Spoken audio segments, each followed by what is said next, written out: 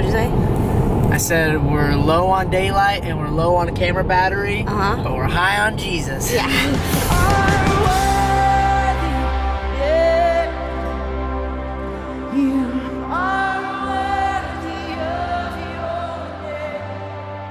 Dating advice. A lot of people ask just a lot of stuff about our relationship, and we definitely don't have a perfect relationship, and we're not here to have all the answers or this and that, but we'll tell you guys what works for us and what doesn't work, and how we got through long distance. Yeah, how we got through long distance, and just things that we went through that if you were in a relationship or planning on getting into one that you will probably go through, and just things from the girl's perspective and things from the guy's perspective and then both perspective, how to get through it in the best way.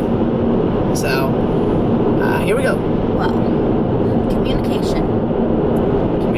I'll say is a really big one. We talk about everything, big and small, especially because we did long distance. So if you're doing long distance is kind of, it's weird because we hated it so much because we were always away from each other, but it really does just make you appreciate the other person so much because you're just talking about everything. Definitely makes you appreciate the person more. But yeah, communication. How's it going? Communication's good. I'm not bragging about this, but we really haven't fought. I mean, one, because I think we love each other so much and fighting's not going to help anything.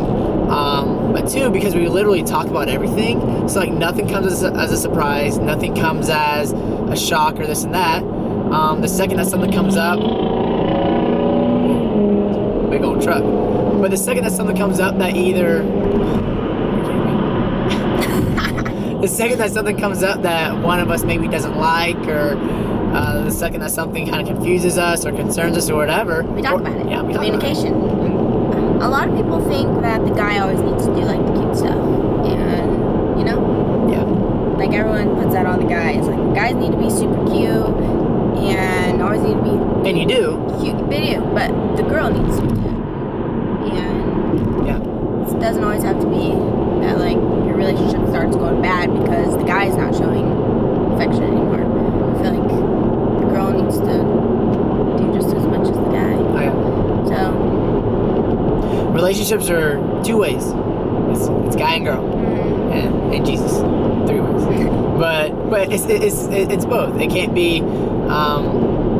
I completely agree with that. I think the guy needs to be, especially initially, the main pursuer, and I think that we kind of have like a very old school relationship where the guy's the man and the girl's the cutie, and I think you're so cute. She looks so cute right now. I wish she has like on like my favorite pants that she's wearing. She's wearing butt pants. It makes her butt look so good. We call them butt pants. Savannah does pretty much just as much cute things as I do for her. Where she's always just scratching my arm, like right now how she's like touching my head. Like we're always like touching each other. Little surprises go both ways big time. Like he'll just randomly surprise me with coffee. And like you would think that's not like the cutest thing ever, but when you really like coffee. She loves coffee. And I know she loves coffee. So I know like whenever I do that I get points. So guys, know your girlfriend's coffee order. Yes. From Starbucks. I know her coffee order from Starbucks. She flew out from California to Alabama to surprise me. She set up a big birthday surprise for me on my birthday and got me like a whole new wardrobe. Like what I'm wearing right now is all her clothes doing. Surprised me with amazing gifts, and so. But sometimes you can't do all the gifts. If you can't afford to do the trips or the gifts, it's more so just letting the other person know that you love them. And just being very, you can be affectionate without being sexually affectionate. Us guys, for girls, us guys love to be touched. I don't really know what girls love, but guys love to be touched. So as long as she's like scratching my arm or like squeezing my arm muscle or something, I'm a happy guy. That's all she needs to do. And I'm happy. That's a big muscle. Huge thing, how important just like having Jesus at the center of your relationship is, just with everything that, each other's got to definitely be second and Jesus has got to be first. And that can be hard, but I mean, really like having Jesus at the center of your relationship and like having that as like a focus and playing worship music in the car and just like always bringing it up in conversation and not being afraid to talk about it and worship together at church and everything that goes into that. Praying together with each other. Everything that goes into that. It makes such a big difference. Like, I'll be honest, even for like, probably for like 2 weeks or something, we kind of like weren't as on fire for Jesus as we were. Yeah. And there was probably like 2 weeks where we kind of lost it, and we were like getting caught up in the long distance flying to each other and the YouTube videos, and we noticed like a change in like our affection for each other, even like in 2 weeks. Like, not crazy, but like, a little bit, we both noticed. And now that we're like back on fire for Jesus, we're like doing the most amazing we've ever been. So in all areas of life, everything. It's not just your relationship. Whenever Jesus, with your job, with your life, with your relationship, everything. He needs to be the center of your individual life first. Mm-hmm. So Jesus needs to be the center of my life. Jesus needs to be the center of Savannah's life, and therefore he'll be the center of our relationship. And because of that, he'll be the center of every relationship that we have with any friend, with any family member, with anybody. And that just makes the biggest difference with everything. And I'll say something for the girls. I think that it makes a really, really big difference when you have good Christian girlfriends. Have other friends. But like good friends. That's like so important, whether you're single or in a relationship. But in your relationship, we're each other's best friend. Savannah's my best friend, 100%. Date your best friend. Luckily she's the most beautiful girl in the world, so I lucked out there. But date your best friend, but have other friends. Like, guys, you need other good, godly, fun guy friends. Like Savannah just said, girls, have other good, godly girlfriends that, you can hang out with once a week or go to church with. And, us guys, we can talk about guy things, and it just makes you appreciate the person that you're with even more.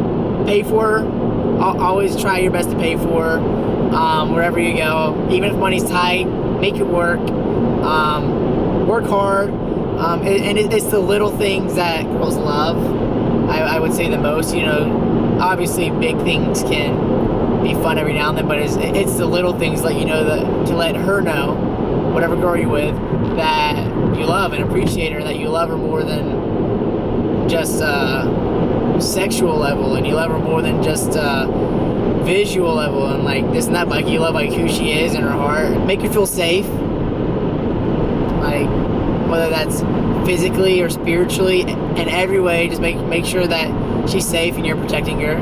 Probably the biggest thing that I've kept in my mind and heart since day one of meeting Savannah and falling in love with her is always love, and love first. Just always love. I always try to think, is this gonna help our relationship? Is this gonna hurt our love? Or is this gonna help our love? And like, if you are mad about something and you want to say something mean, think, is this gonna affect how she loves me? Fighting with her will never help her love me. So you always gotta, give the other person a reason to love you.